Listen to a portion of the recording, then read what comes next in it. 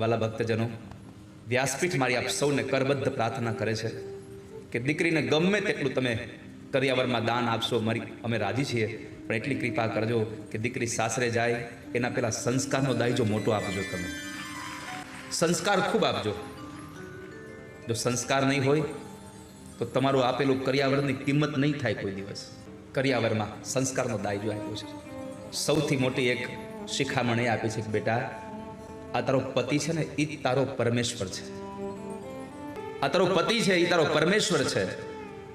એક કામ કરજે, ઉત્તમ કે યસ બસ મન માહી. રામચરિતમાનસ કહે છે કે ઉત્તમમાં ઉત્તમ કોઈ તારા માટે કોઈ પુરુષ હોય તો તારો પતિ છે. ભગવાન કૃષ્ણએ કહ્યું છે ભાગવતજીમાં. ગોપીઓ જ્યારે ભગવાન પાસે અડધી રાત્રે આવે છે રાસલીલામાં, ત્યારે પરમાત્મા કૃષ્ણ પોતે કહે છે કે હે સ્ત્રીઓ, તમારો પતિ ગમે તેવો જડ હોય, ગમે તેવો દુર્બળ હોય, ગમે તેવો દરિદ્ર હોય, ગમે તેવો રોગી હોય, ગમે તેવો ક્રોધી હોય, છતાં પણ તમારે એને છોડીને અહીંયા ન આવવું જોઈએ, તમારે મૂકીને ન આવવું જોઈએ. રામચરિતમાનસમાં ગોસ્વામી તુલસીદાસજી મહારાજની કલમમાં લખાયેલું છે કે સ્ત્રીએ પોતાના પતિ સિવાય જેટલા પુરુષો છે એ પુરુષોને કઈ નજરથી જોવા, તો લખ્યું મધ્યમ પર પતિ દેખઈ કેસે.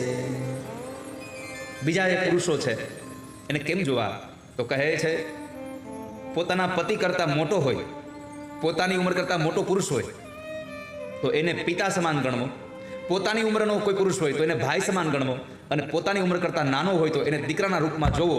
કાં તો પુરુષને પિતાના રૂપમાં, કાં ભાઈના રૂપમાં, અને કાં તો દીકરાના રૂપમાં જોવો. પોતાના પતિ સિવાયના બધા પુરુષોને ભાઈ, પુત્ર અને પિતાના રૂપમાં જોવા, બાકી જોવો નહીં ક્યારે. ભ્રાતા પિતા પુત્ર નિજ જૈસે. તમારે એવી જ રીતના જોવો જોઈએ.